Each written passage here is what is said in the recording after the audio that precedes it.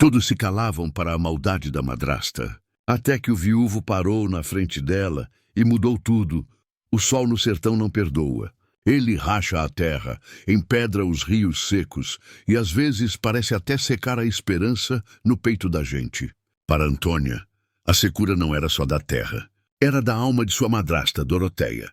Aos 18 anos, Antônia carregava nos ombros a leveza do corpo e o peso de um mundo de privações. Magra, com os ossos dos ombros aparentes, não por escolha, mas por necessidade. Seus olhos, grandes e castanhos como jabuticabas, tinham a melancolia de quem via demais e falava de menos. Desde que sua mãe, uma doceira de mão cheia e coração ainda maior, fora levada pela febre, e seu pai, um homem bom, mas fraco de espírito, se casara com Doroteia, a vida de Antônia virara um inferno de miudezas e crueldades silenciosas. Na casa simples de Taipa, no vilarejo empoeirado, a comida era escassa para ela. Enquanto Doroteia e sua filha, a espevitada e rechonchuda Odete, comiam farto, Antônia recebia sobras, ou nem isso. Menina magra não dá despesa, costumava dizer Doroteia, com um risinho seco, os olhos miúdos brilhando de maldade. Antônia fazia o trabalho de 3. Lavava roupa no córrego, moía milho no pilão, limpava a casa. Suas mãos, antes delicadas, agora eram calejadas e ásperas. Mas por mais que se esforçasse, nunca era o suficiente.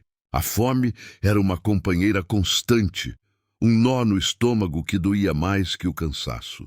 Muitas vezes, à noite, depois que todos dormiam, ela se esgueirava até a cozinha para raspar o fundo das panelas ou procurava mangas caídas no quintal. Era uma vida de migalhas, roubadas da própria casa. O vilarejo via, como via, na bodega de seu antenor, nos bancos da igreja, nas conversas de comadre à beira do açude, todos cochichavam sobre a crueldade de Doroteia e a tristeza de Antônia. Que pena daquela menina, diziam. É a cara da mãe dela tão prendada. Mas ninguém agia. O medo da língua ferina de Doroteia, que era uma fuinha para fofocas, calava a todos. A injustiça era um veneno que escorria pelas frestas das casas, e a inação da comunidade era seu antídoto para a consciência. Antônia sabia que estava sozinha. Seu pai, um sombra do homem que fora, parecia não ver ou não querer ver o sofrimento da filha. Era mais fácil para ele se fechar em seu mundo do que enfrentar a fúria de Doroteia. Ela sonhava em fugir, em ir para a cidade grande, mas para onde? Sem dinheiro, sem roupas, sem ninguém. Seus sonhos eram pequenos, tão frágeis quanto ela. Sonhava com um prato de comida farto, com uma cama macia, com um olhar de bondade. Do outro lado do vilarejo, mas em um mundo diferente, vivia João Mariano. Um viúvo recente, com os seus 40 e poucos anos bem vividos, homem de poucas palavras e muita ação. Alto de ombros largos, com a pele curtida pelo sol e um olhar honesto que não se desviava de nada. Era o dono da maior fazenda da região, com gado sadio e terra que milagrosamente parecia resistir melhor à seca. Não era rico de dinheiro vivo, mas de posses e respeito. João Mariano enviuvara há 1 ano. Sua esposa, Maria, fora a luz de sua vida, e sua perda o deixara com um vazio que parecia intransponível. Deixou-o também com 2 filhos pequenos para criar, o esperto Pedrinho, de 6 anos, e a meiga Rita, de 4, que ainda chamava pela mãe nos sonhos. João Mariano era um bom pai, mas a lida da fazenda e a criação dos meninos, que precisavam de carinho de mulher, o estavam esgotando. Ele observava o vilarejo com a atenção de quem já viu e viveu muito. Não era de fofocas, mas seus olhos captavam a verdade das coisas. Ele via Antônia. Via-a lavando roupa no córrego, os braços finos puxando a trouxa pesada. Via-a voltando da bodega com as sacolas, tropeçando na poeira. Via a sombra em seus olhos e a forma como ela se encolhia quando Doroteia passava. João Mariano era um homem justo. E a injustiça ele não tolerava. Um dia, enquanto João Mariano passava de carroça pela rua principal, seus filhos, Pedrinho e Rita, estavam sentados ao seu lado. A carroça de João era a melhor da região, bem cuidada, puxada por 2 burros fortes. Os meninos acenavam para as pessoas. De repente, Pedrinho apontou. "Pai, olha lá. Não é a moça do olho triste?" E Pedrinho perguntou, apontando para Antônia, que saía do açougue com um pequeno saco de ossos para fazer um caldo aguado. Ao passar perto da casa de Doroteia, esta saiu à porta com as mãos na cintura. "Menina, onde você pensa que vai com essa carniça? Não gastei dinheiro para você ficar de frescura. Isso é para dar para os cachorros.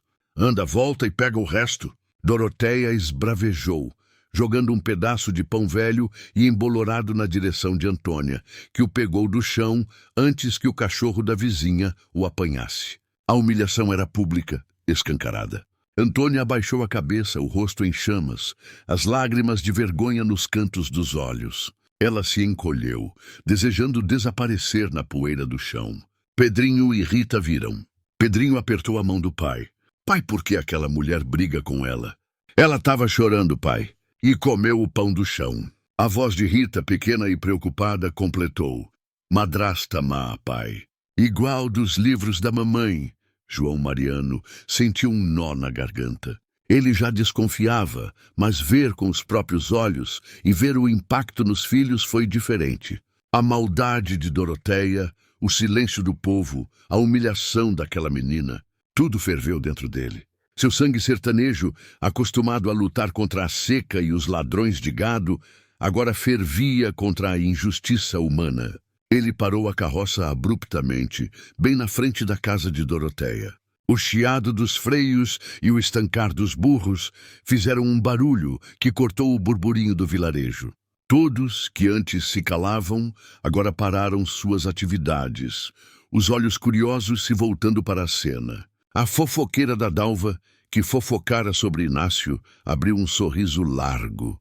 Doroteia, que ainda estava na porta, ficou surpresa com a interrupção. Antônia, que se afastava cabisbaixa, também parou, confusa, olhando para a carroça de João Mariano. João Mariano desceu da carroça com passos firmes. Seus 2 filhos, curiosos e um pouco assustados, o observavam do banco. Ele caminhou em direção a Doroteia, a sombra de seu corpo alto cobrindo-a. Seus olhos, antes calmos, agora tinham um brilho de aço. Dona Doroteia, a voz de João Mariano era grave, calma, mas com uma autoridade que calou o vilarejo inteiro. "Eu vim fazer uma pergunta." Doroteia, acostumada a impor respeito pelo medo, sentiu um calafrio. Nunca ninguém falara com ela daquele jeito. "Que pergunta é essa, João Mariano?" "Eu não tenho nada para lhe dizer." "Tenho sim, e a senhora vai me responder." Ele continuou, o olhar fixo nela. "Desde quando dar um pão velho e sujo para uma menina que a senhora jura que é sua filha de criação virou costume por aqui? E desde quando deixar uma moça trabalhar feito condenada e com fome é coisa de gente de bem?" O silêncio era tão denso que se podia ouvir o vento farfalhar nas folhas secas do juazeiro. As pessoas que espreitavam pelas janelas e frestas da porta arregalaram os olhos. João Mariano, o homem discreto e respeitado, estava a confrontar Doroteia publicamente. Estava fazendo o que ninguém tinha coragem. Doroteia empalideceu, a fúria e o medo disputando espaço em seu rosto. "Mas o que é isso, João Mariano?" "Que atrevimento! A vida da minha casa não lhe diz respeito." "Diz sim, quando a vida de uma criatura inocente está sendo pisoteada na frente de todo mundo, e todo mundo se cala." Ele respondeu, sem levantar a voz, mas com a força de um trovão. Ele então se virou, e o olhar caiu sobre Antônia, que estava parada, observando tudo, a boca entreaberta, o saco de ossos ainda na mão. "Antônia," a voz dele agora era suave, mas carregada de uma promessa. "Vem cá, você vem comigo." E foi naquele instante, quando todos esperavam mais uma discussão, mais um grito de Doroteia, que João Mariano se virou para a madrasta, com um brilho nos olhos que ela nunca esqueceria. Ele faria algo que ninguém ousaria imaginar. Ele mudaria tudo. As palavras de João Mariano, "Você vem comigo", pairaram no ar denso e poeirento, carregadas de um peso que fez o tempo parar. Antônia ficou paralisada, o coração batendo descontrolado contra as costelas. Era um comando, mas soou como uma libertação. Por um lado, o medo paralisante de Doroteia, um medo treinado por anos de humilhação. Por outro, o olhar firme e seguro de João Mariano, um porto que ela nunca soube que existia. Hesitante, ela deu um passo, um único passo trêmulo em direção à carroça, em direção àquele homem. Foi o suficiente para quebrar o feitiço de Doroteia. A fúria voltou ao rosto da madrasta como uma tempestade. Ela não vai a lugar nenhum! E Doroteia grasnou, avançando e agarrando o braço fino de Antônia com uma força surpreendente. Suas unhas cravaram na pele da moça. Essa menina é minha responsabilidade. Ingrata, depois de tudo que fiz por você. Antônia se encolheu de dor e medo. Mas antes que o pânico pudesse tomar conta, a figura alta de João Mariano se interpôs entre elas. Ele não disse uma palavra. Apenas se colocou no meio, a mão grande e calma descendo e pousando sobre a de Doroteia. Ele não apertou, não usou de força, apenas cobriu a mão dela, um gesto de autoridade final. Doroteia sentiu como se tivesse tocado numa chapa de ferro quente e instintivamente soltou o braço de Antônia, recuando um passo. Com Antônia, agora protegida atrás dele, João Mariano se virou, não para Doroteia, mas para o povo que assistia a tudo em silêncio. Sua voz, agora mais alta, ecoou pela rua. Todos vocês sabem o que acontece nesta casa.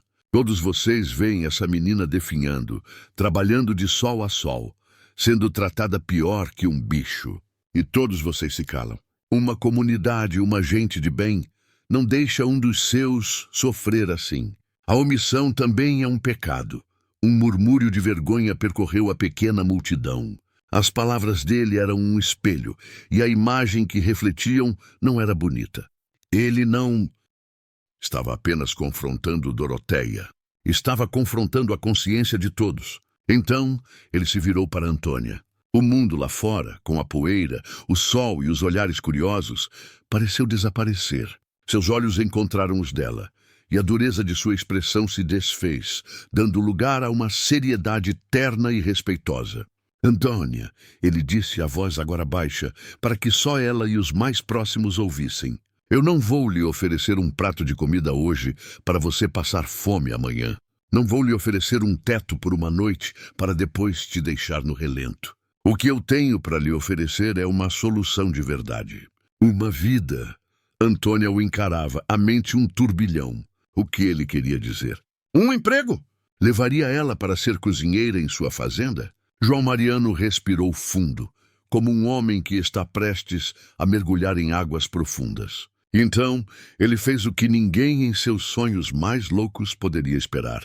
Eu sou um homem viúvo, com 2 filhos para criar. Ele disse, a voz clara e firme, para que todo o vilarejo fosse testemunha.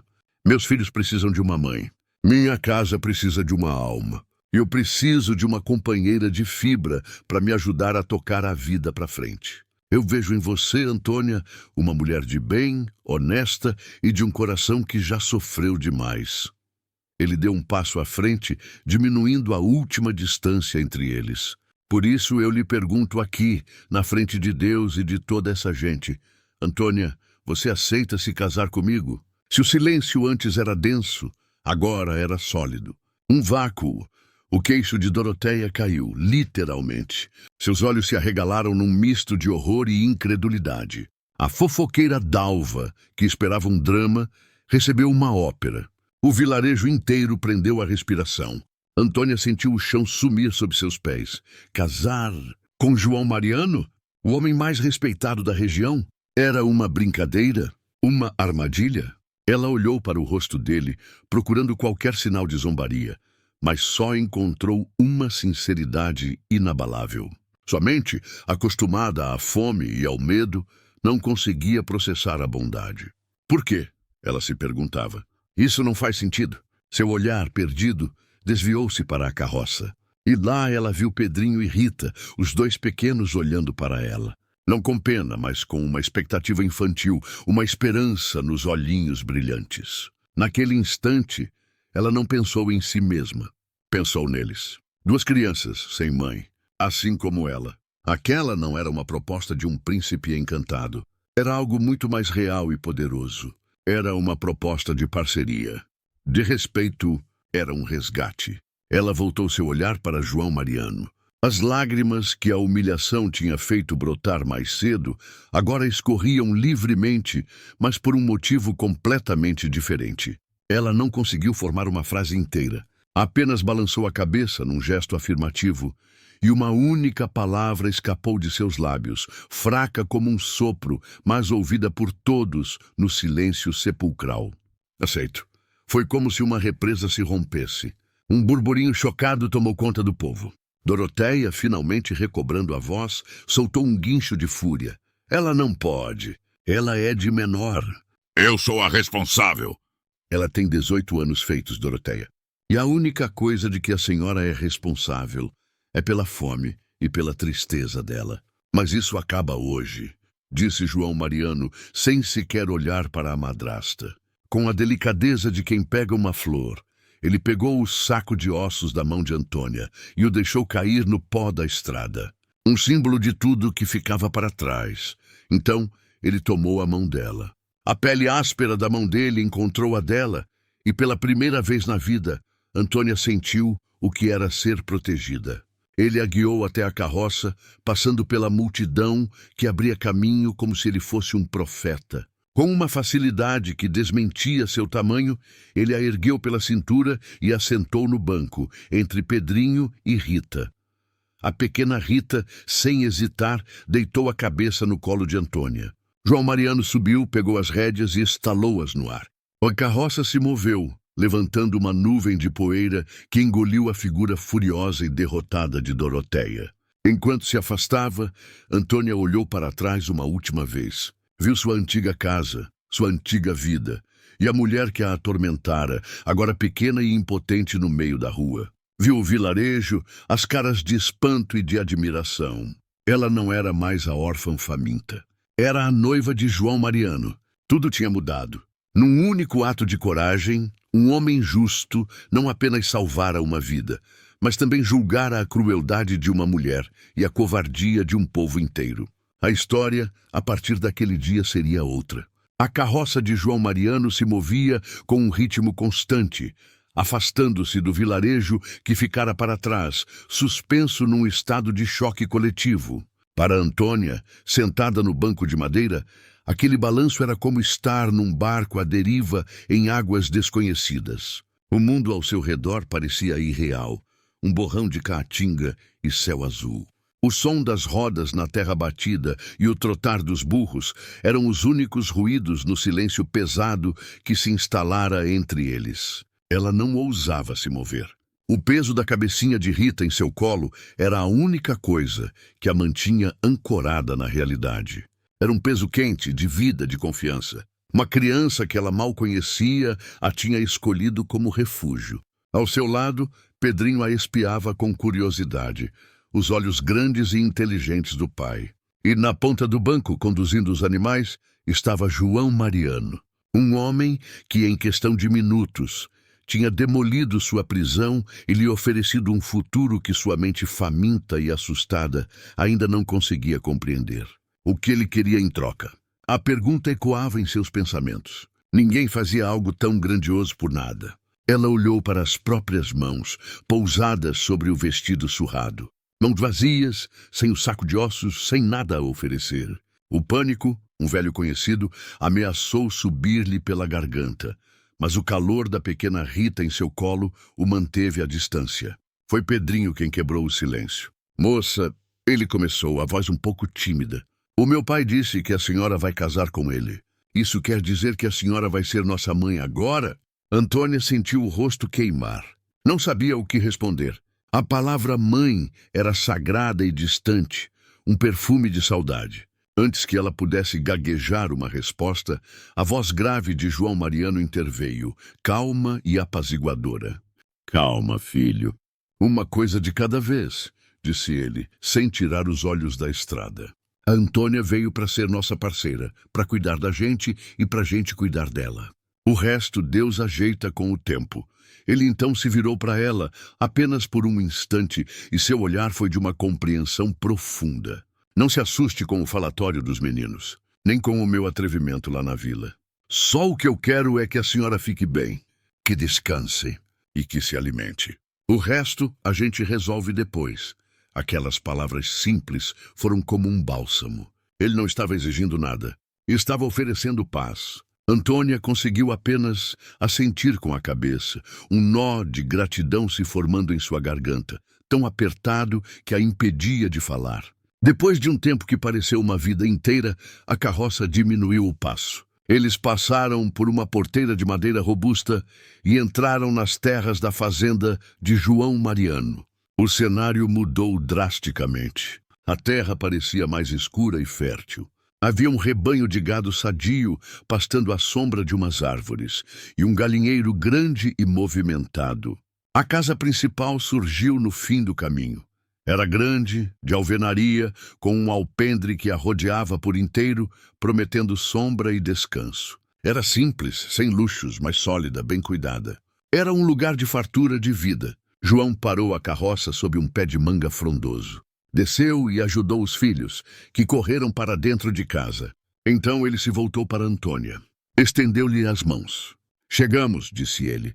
Ela aceitou a ajuda, e quando seus pés tocaram o chão da fazenda, sentiu uma firmeza que nunca havia experimentado. Era como se a própria terra a estivesse acolhendo.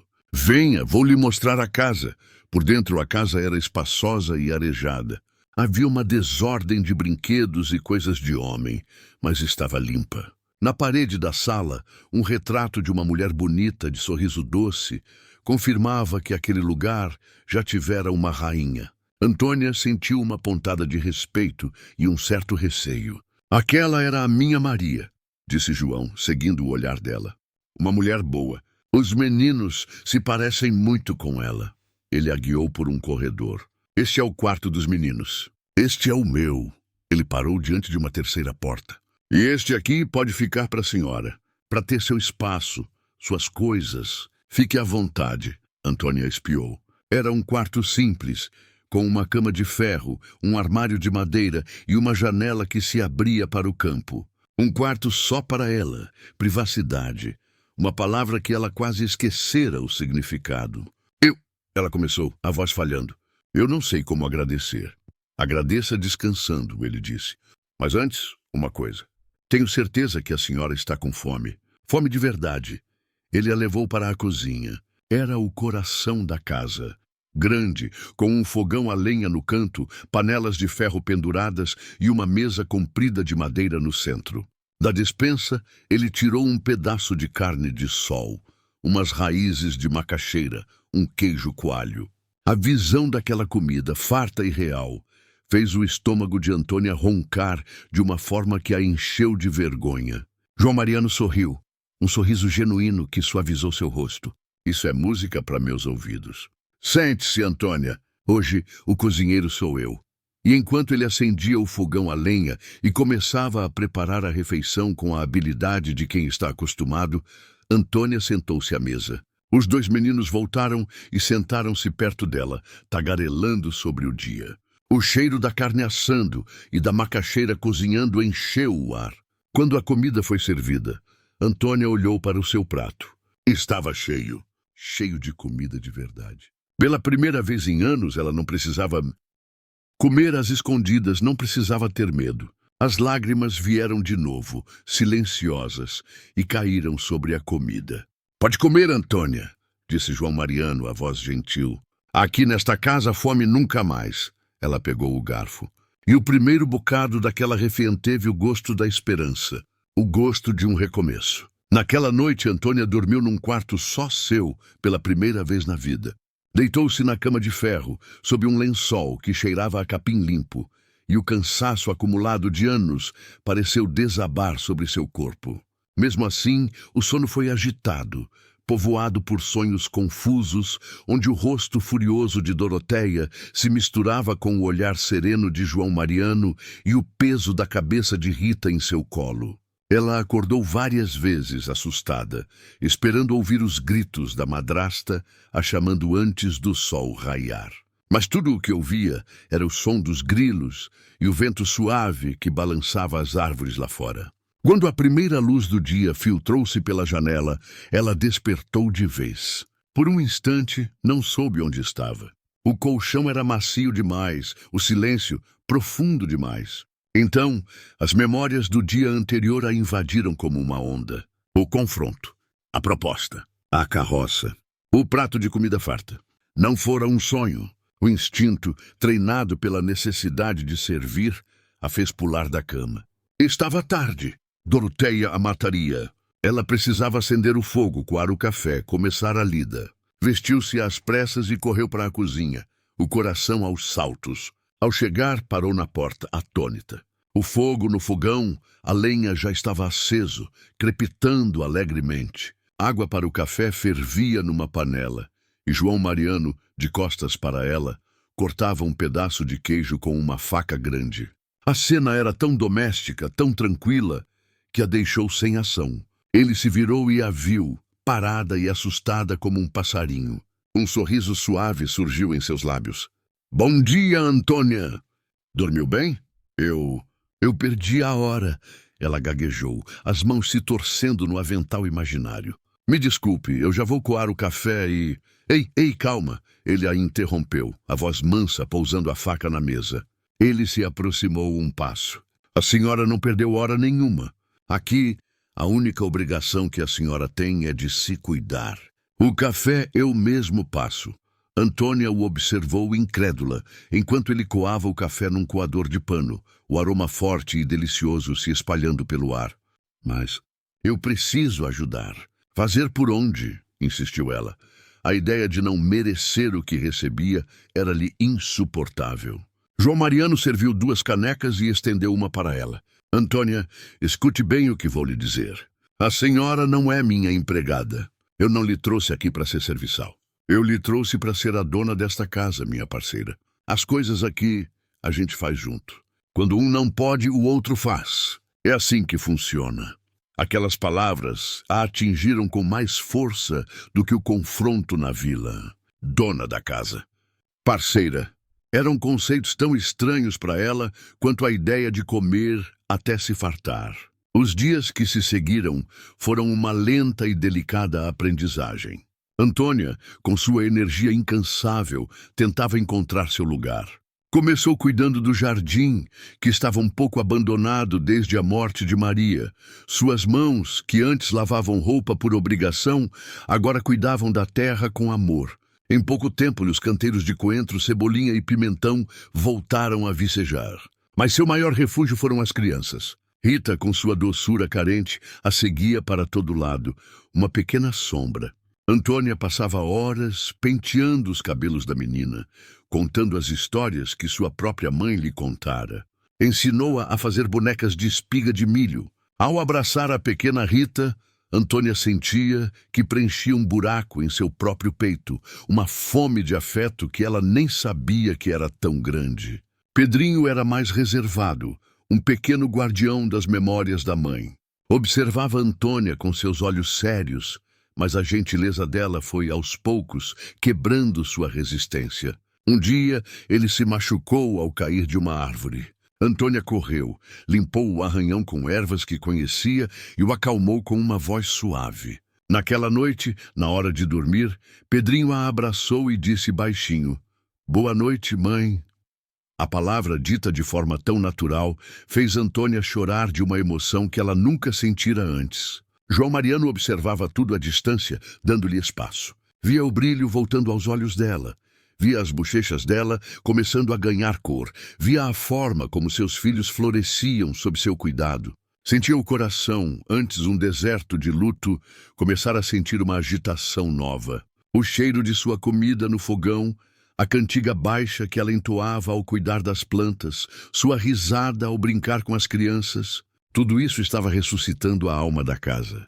Numa noite quente, depois que as crianças dormiram, eles se sentaram no alpendre, como já se tornara um costume. A lua banhava o terreiro e o silêncio era confortável. "Antônia", disse João a voz calma, "precisamos conversar sobre nós." Ela sentiu um frio na barriga. "Sim, seu João. Primeiro pode me chamar só de João", ele sorriu. "Segundo, eu quero que entenda bem por que eu fiz o que fiz. Eu lhe dei o meu nome. e ele vai lhe proteger para sempre de gente como a Doroteia. Ele vai lhe dar um lugar de respeito. Mas sei que o que aconteceu foi um susto, um atropelo. Ele se virou na cadeira para encará-la melhor. Eu não espero que a senhora seja minha mulher de um dia para o outro. O carinho, o amor de marido e mulher, isso a gente constrói, se Deus quiser. Sem pressa. Eu não vou lhe cobrar nada que a senhora não queira me dar de livre vontade. Quero que primeiro a senhora se sinta segura. Que se sinta em casa. Que seja feliz. Isso é o mais importante para mim. Antônia ouvia, o coração transbordando. Aquele homem que tinha todo o direito sobre ela estava lhe oferecendo a única coisa que ela nunca tivera na vida: escolha. O respeito dele era a maior prova de afeto que alguém já lhe dera. Ela começou, a voz embargada. O que o senhor já fez por mim, João, vale mais do que 10 vidas. Eu nunca vou ter como pagar. Não há nada a pagar, Antônia, ele disse, a voz grave. Apenas viva. Encha essa casa de alegria outra vez. Isso já é tudo. Ele se levantou, desejou-lhe boa noite e entrou em seu quarto. Antônia ficou ali, no alpendre, olhando a noite estrelada do sertão. O medo do futuro tinha desaparecido. No lugar, brotava um sentimento novo, tímido, mas insistente. Era mais do que gratidão. Era uma admiração profunda pelo homem de coração tão nobre que o destino colocara em seu caminho. E ela soube, com uma certeza serena, que faria de tudo para ser a parceira que ele merecia. O amor ainda era uma semente, mas pela primeira vez ela estava em terra fértil. Região Central, Foz do Iguaçu, PR, Brasil siga mostrar pensamento com prazer. A história de Antônia e João continua a se desenrolar, com as sementes da gratidão e do respeito começando a germinar em algo mais profundo. Os meses passaram com a lentidão e a certeza do sol que cruza o céu do sertão. A estação das chuvas deu lugar à poeira fina da seca, que pintava o horizonte de amarelo, mas dentro da porteira da fazenda de João Mariano, a vida florescia. Antônia se transformou. A menina assustada e esguia que desceu daquela carroça deu lugar a uma mulher. Seu corpo, finalmente nutrido, ganhou as curvas suaves da saúde. Suas bochechas tomaram cor, e seus olhos, antes poças de melancolia, agora brilhavam com uma luz serena. A fome, aquela companheira cruel, tornou-se uma memória distante, um fantasma que já não a assombrava. Ela se tornou a alma da casa, não por obrigação, mas por vocação.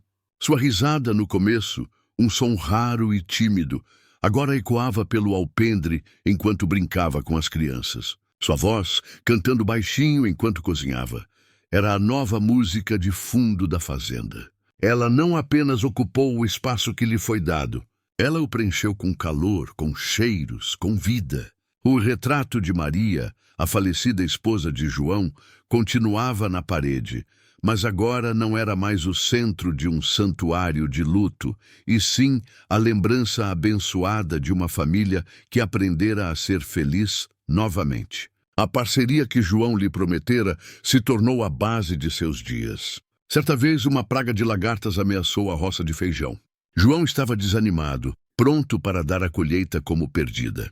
Mas Antônia, lembrando-se de um remédio antigo de sua mãe, passou 2 dias preparando uma mistura de fumo de rolo e pimenta.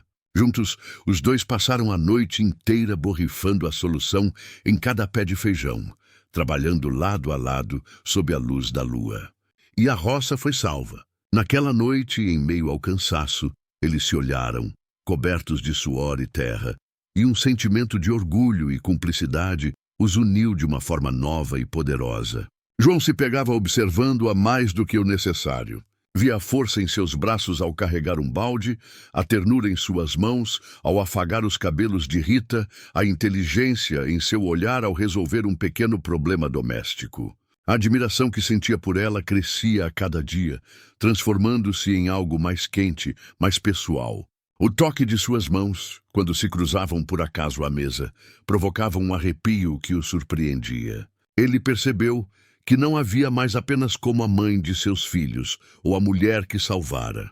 Via-a como Antônia, e desejava-a. Ela também sentia a mudança. O respeito e a gratidão que sentia por João deram lugar a um carinho que a fazia corar. Ela notava o jeito como ele a olhava quando pensava que ela não estava vendo. Notava a suavidade em sua voz quando falava com ela no fim do dia. Começou a esperar ansiosamente pelo momento em que se sentavam no alpendre, apenas os dois, depois que as crianças dormiam. As conversas que antes eram sobre a fazenda e os meninos, agora se desviavam para sonhos, para lembranças, para confidências. A chegada do mês de junho trouxe consigo o cheiro das festas de São João. Era a época mais alegre do ano no sertão. Antônia, com uma energia renovada, decidiu que teriam uma festa ali mesmo na fazenda. Uma festa de verdade, João, ela disse, os olhos brilhando.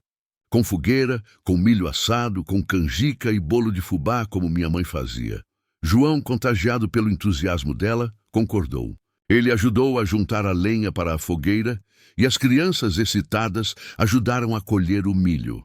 A cozinha se encheu com os aromas doces da canjica, cozinhando com canela e do bolo de fubá dourando no forno a lenha. Naquela casa, pela primeira vez em muito tempo, o ar cheirava a celebração. Na noite de São João, o céu estava limpo, coalhado de estrelas. Uma grande fogueira crepitava no meio do terreiro, lançando fagulhas alaranjadas na escuridão. Sentaram-se em volta do fogo, comendo as delícias que Antônia preparara. As crianças corriam e brincavam, os rostos iluminados pela dança das chamas. Depois que os meninos, vencidos pelo sono, foram levados para a cama, Antônia e João ficaram sozinhos diante da fogueira que morria lentamente. Um rádio de pilha tocava um forró antigo, a sanfona chorando uma melodia doce e arrastada. Houve um silêncio, preenchido apenas pela música e pelo estalar da lenha. Então João se levantou, parou na frente dela e, com uma hesitação que ela nunca vira nele, estendeu a mão. Antônia, minha senhora, me concede a honra dessa dança? O coração dela deu um salto. Ela sorriu, um sorriso que iluminou todo o seu rosto, e aceitou a mão dele. Ele a puxou para perto, para o círculo de luz da fogueira. Uma de suas mãos pousou firmemente em sua cintura, a outra segurou a dela. O corpo dela, antes tenso, relaxou contra o dele. Eles dançaram. Dois para lá, dois para cá, num ritmo lento, guiados pela sanfona. Não era mais o protetor e a protegida. Era um homem e uma mulher. Antônia apoiou a cabeça no peito largo dele, sentindo as batidas de seu coração. O cheiro dele, uma mistura de terra, fumaça e do sabão rústico que usava, a envolveu, familiar e reconfortante. Ele sentiu a maciez do cabelo dela contra seu queixo e o calor do corpo dela junto ao seu. Todo o respeito, toda a admiração e todo o desejo contido nos últimos meses se concentraram naquele momento. Quando a música terminou, eles não se afastaram. João ergueu o rosto dela com a ponta dos dedos. Seus olhos encontraram os dela na luz bruxuleante da fogueira, e não havia mais nada a ser dito. Ele se inclinou e a beijou. O beijo foi terno, hesitante no início. Depois se aprofundou com a certeza de um sentimento que não podia mais ser negado. Não foi um beijo de posse, mas de encontro. Um beijo que falava de gratidão, de carinho, de promessas. Um beijo que selava o passado e abria as portas para o futuro. Ao se separarem, ofegantes, ficaram com as testas coladas, os olhos fechados. O trato feito na poeira daquela rua, meses atrás, havia se cumprido de uma forma que nenhum dos dois poderia prever. Naquela noite de São João, sob o céu estrelado do sertão, João Mariano e Antônia não eram mais um viúvo e uma órfã que fizeram um acordo. Eram um homem e uma mulher, começando de verdade a construir um amor. As portas dos quartos separados naquela noite perderam o seu sentido. A manhã seguinte, a noite de São João, nasceu diferente. O sol que entrou pela janela do quarto de João Mariano não iluminou mais apenas um homem e suas memórias, mas sim um casal. Antônia acordou nos braços dele, sentindo uma paz e uma segurança que eram completamente novas. A timidez ainda estava lá, mas o medo tinha desaparecido por completo, substituído por uma ternura que a fazia sentir-se em casa de uma forma que nunca antes sentira. A nova harmonia se instalou na rotina da fazenda com a naturalidade de um rio que encontra seu leito. As portas dos quartos separados permaneceram abertas, e a casa, antes dividida entre o luto dele e o refúgio dela, tornou-se um só território de afeto. As crianças perceberam a mudança imediatamente. Viam a forma como o pai olhava para Antônia, o jeito como a mão dele encontrava a dela enquanto preparavam o café. Para Pedrinho e Rita, aquela mulher bondosa que os adotara como filhos era, agora, de fato e de coração, a esposa de seu pai, a rainha daquela casa. Com o tempo, a notícia do casamento se espalhou e se assentou no vilarejo, virando a fofoca do ano. Mas Antônia ainda não tinha voltado lá. A ideia de encarar os olhares curiosos e, principalmente, a fúria venenosa de Doroteia ainda lhe causava um calafrio. Foi numa manhã de domingo, alguns meses depois, que João tocou no assunto. «Antônia, hoje tem missa na capela», ele disse, enquanto a observava prender os cabelos. «E depois precisamos comprar umas coisas na bodega. Quero que venha comigo. Nós todos como uma família». Ela parou, o pente na mão. O medo ancestral brilhou em seus olhos. «Eu não sei, João. Doroteia vai estar lá». Ele se aproximou, colocando as mãos em seus ombros e virando-a para si. «Eu sei, e é por isso mesmo que você tem que ir», disse ele, a voz firme, mas cheia de carinho. «Você não é mais aquela menina assustada que comia pão do chão. Você é Antônia Mariano, a minha mulher, mãe dos meus filhos e dona da fazenda mais respeitada da região. Você vai entrar naquela vila de cabeça erguida, porque não deve nada a ninguém». As palavras dele a encheram de uma força que ela não sabia que possuía. Ele estava certo. Ela não era mais a mesma. Ela se arrumou com um cuidado especial. Vestiu o melhor vestido que tinha, um de chita azul que João lhe trouxera da cidade. Arrumou os cabelos de Rita com fitas e ajeitou a camisa de Pedrinho. Quando saíram na carroça, não eram mais um homem resgatando uma órfã. Eram uma família, a caminho da missa de domingo. A chegada deles no largo da igreja causou um silêncio imediato. Todos os olhares se viraram. Mas o que viram não foi a gata borralheira. Viram uma mulher de porte seguro, com a pele corada pela saúde, de braços dados com o marido. Viram as duas crianças felizes e bem cuidadas, segurando as mãos dela. A transformação era tão chocante e tão evidente que os cochichos que se seguiram foram mais de espanto e admiração do que de maldade. O confronto que Antônia tanto temia era inevitável. Ao saírem da missa, deram de cara com Doroteia. Madrasta estava mais magra, com uma expressão azeda e amarga. O veneno que antes destilava nos outros parecia agora corroê-la por dentro. Ao ver Antônia, tão visivelmente feliz e transformada, o ódio brilhou em seus olhos. «Estético! Olha só se não é a santinha do pau oco». Ela cuspiu as palavras, alto o suficiente para que os mais próximos ouvissem. Virou rainha de uma hora para outra. «Cuidado, Antônia! Trono que vem fácil, vai fácil». João fez menção de responder, a fúria endurecendo seu rosto, mas Antônia colocou uma mão suave em seu braço, detendo-o. Ela se virou para a madrasta. O medo tinha sumido. No lugar, havia uma calma serena, quase piedosa. Ela olhou diretamente nos olhos de Doroteia e, pela primeira vez, não se encolheu. «Não foi trono que veio fácil não, dona Doroteia», disse Antônia, a voz clara e firme, sem um pingo de tremor.